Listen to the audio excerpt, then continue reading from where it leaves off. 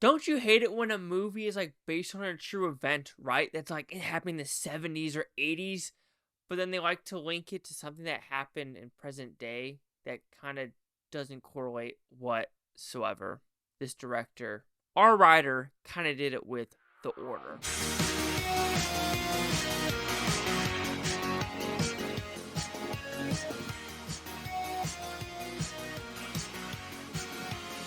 Chase Lee Hockey here at the Blue Futon talking about The Order. So what's about pretty small premises based off a true story of Bob Matthews in the 70s and 80s who started, it's not really called The Order, they just took it from this book that is called the Something Values or the Turner Diaries or something like that, and it talks about the Order in that, and so the FBI has called this now The Order, and we are following that story as well as a local cop, the family, the Bob Matthews, what he's doing with, his organization, this brotherhood also that's kind of like non-violent, but they kind of want to go in secretly through the government as well as the FBI.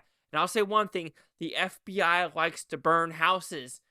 This in Waco. and FBI, why do you like burning stuff? Anyway, jokingly. All right, so did I like this film? I thought it was pretty good when it came to having a tenseful, true story. Because I like putting true stories in quotes, because when it says true story, I kind of take more believability. When it says events, that's where you have your ears perk up just a little bit. Because when it says event, it literally could be like, yes, they robbed a bank.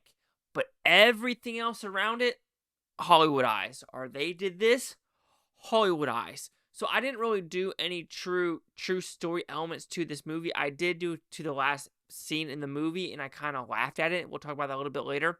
But when talking about the movie itself, it has that gritty 70s, 80s feel. It didn't feel like there was any CGI. It felt like there was very few post-production scenes in this movie. I'd say maybe the fire scene at the very end. But other than that, it was a solidly well-crafted film. When technically, the cinematography, the sound, I like the score. There's a specific score when the FBI visits a warehouse, and you go, okay, I like that score. It's very subtle.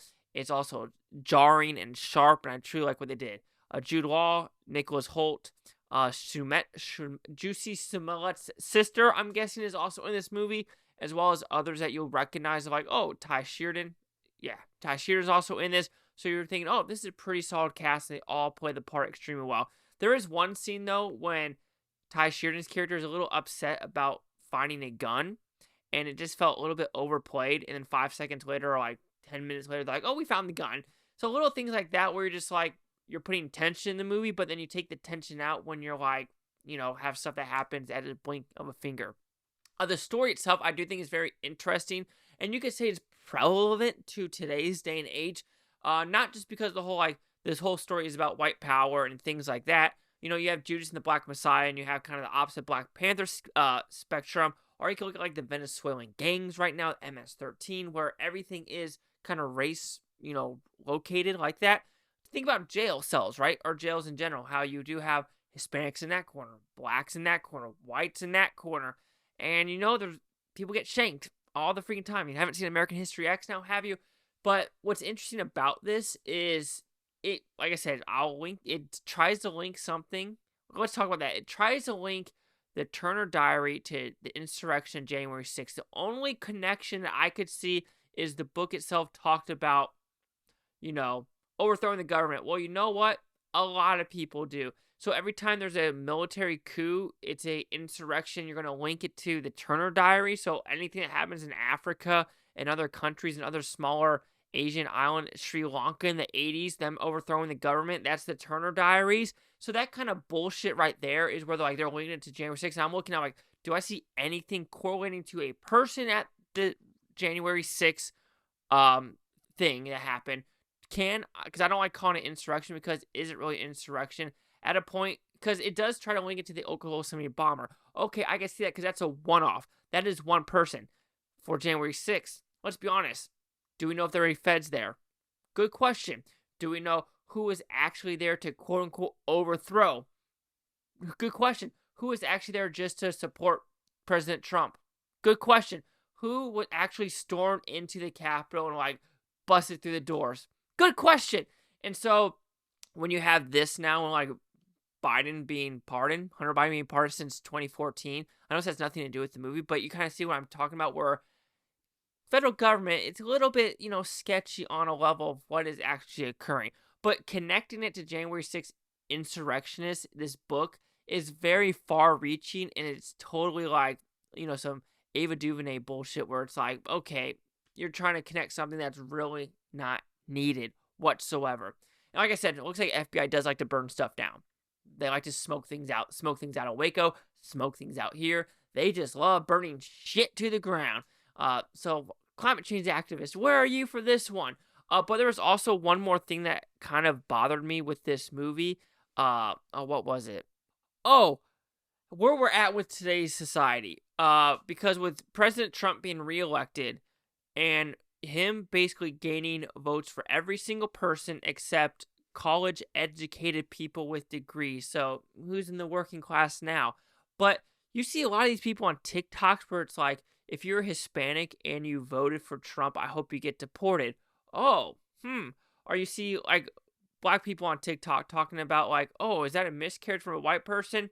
File your nails. Or just nasty stuff where it's like, white women, you're the problem. How dare you? Black men, you're the problem. How dare you? I hope you get shot. You're just like, what the living fuck are we doing?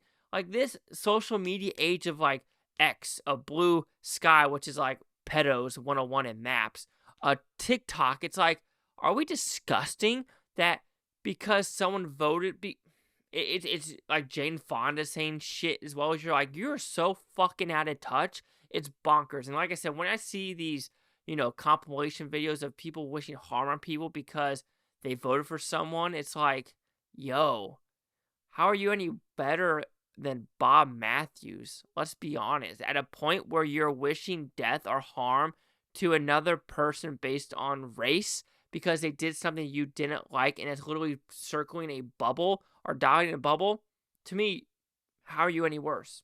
How are you any worse than some of these people in this film? So overall, The Order, it's a well-crafted movie. It kept me entertained for the whole 2 hours. It was greatly acted. However, the ending really was a put-off for me because I'm like, you're reaching for straws here. And at a point, when you are watching this movie, you're really enjoying it. And like I said, it's a hard movie to say enjoy, but there are some scenes where you're like, yeah, can we just tone it back just a little bit and talk about the realism and not just what you want to say in your own personal opinion. So The Order will receive a 3.5 out of 5 Futons, which equals that 70%. Let's see what the critics and news scores gave this one.